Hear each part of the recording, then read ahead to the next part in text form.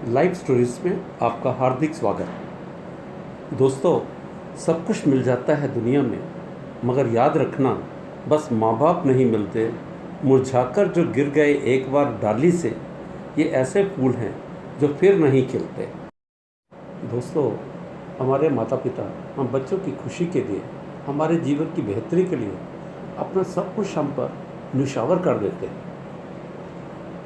लेकिन हम में से कुछ जब जीवन में सेटल हो जाते हैं तो अक्सर भूल जाते हैं उन माता पिता को जिनकी वजह से हमें ये जीवन प्राप्त हुआ।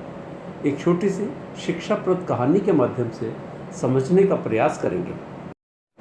एक वृद्ध व्यक्ति जिसका बेटा दूर शहर में नौकरी करता था, एक दिन उसे मिलने चल पड़ा। जब वह उसके दिए पते पर पहुंचा तो बड़े उत्साह से दरवाजे को खटखटाया।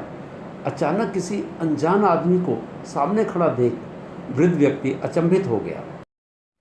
वह उसका बेटा नहीं था। वृद्ध व्यक्ति उदास होकर जाने लगता है। तब वह व्यक्ति बताता है कि उसके बेटे ने कुछ समय पहले ये घर छोड़ दिया था।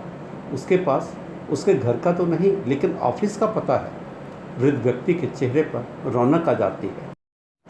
व्यक्ति अपने बेटे के ऑफिस पहुंचता है। बेटा अपने पिता को देखकर बहुत खुश होता है। दोनों गले लगते हैं, बहुत सारी बातें करते हैं।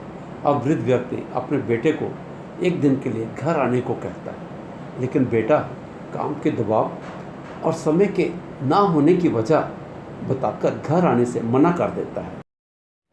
वृद्ध व्यक्ति कहता है, ठीक है, वह आज शाम को वापस घर लौट जाएगा। बेटा अपने पिता को कुछ दिन रुकने के लिए कहता है, लेकिन वृद्ध व्यक्ति इनकार कर देता है और अपने घर लौटने के लिए उठ खड़ा होता है। दोनों बाप बेटा फिर एक दूसरे के गले मिलते हैं।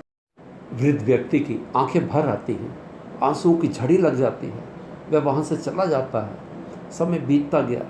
एक दिन बेटे को याद आया कि मेरे पास पिताजी आए थे। वो चाहते थे कि मैं उनके पास घर पर आऊँ, लेकिन मैंने उन्हें मना कर दुखी किया था। तभी वह घर जाने का विचार बना लेता है। बेटा गांव जाता है। घर पहुंचा तो देखा कि घर पर ताला।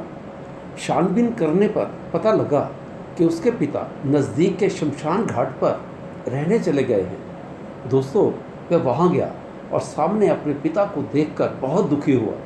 दोनों गले लगते हैं और बहुत रोते हैं। बेटे के पूछने पर वृद्ध व्यक्ति बताता है कि तुम्हारी पढ़ाई के लिए मैंने घर गिरवी रखकर कर्ज लिया था। फिर तुम्हारी नौकरी लग गई, तुम्हें कार की ज़रूरत थी। मैंने पुरानी कार बेचकर तुम्हारे लिए नई कार लेने के लिए फिर कर्ज लिया, लेकिन अब जब कर्ज की किश्तें ना चुकाए जाने पर कर्ज बढ़ता गया तो मैंने घर बेचकर कर्ज चुका दिया और यहाँ रहने आ गया। बेटा, मुझे तो आशा नहीं थी कि तुम यहाँ आओगे। बेटा शर्मसार होकर गर्दन नीचे झुकाए बोला, आपने मुझे बताया तो होता पिताजी। पिता कहते हैं, बेटा तुम इतने व्यस्त थे कि तुम्हारे पास समय ही नहीं था।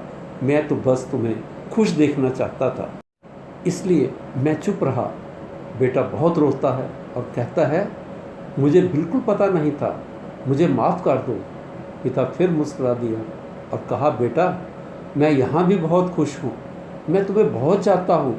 अब मैं वृद्ध हो गया हूँ। मैं चाहता हूँ कि कभी कभी समय निकालकर मुझे मिल लिया करो। किसी ने ठीक ही कहा है, ना ज़रूरत उसे पूजा पाठ की जिसने सेवा करी माँ बाप की। दोस्तों, अंत में इतना ही कहना चाहूँगा, माता पिता को इतना हल्के में मत लिया करो। हमें समझना होगा कि आज हम जो भी हैं माता पिता की वजह से हैं। ये अनमोल जीवन हमें ईश्वर की ओर से माता पिता के माध्यम से उपहार के रूप में मिला है। वे हमारे से इच्छाएं नहीं रखते, लेकिन हमारी भलाई की कामनाएं करते हैं। दोस्तों, सच में अगर ईश्वर को पाना है तो उसके स्वरूप को माता पिता के रूप में देखो, माता पिता का सम्मान करो। दोस्तों, फूल कभी दो बार नहीं खिलते, जन्म कभी दो बार नहीं मिलते।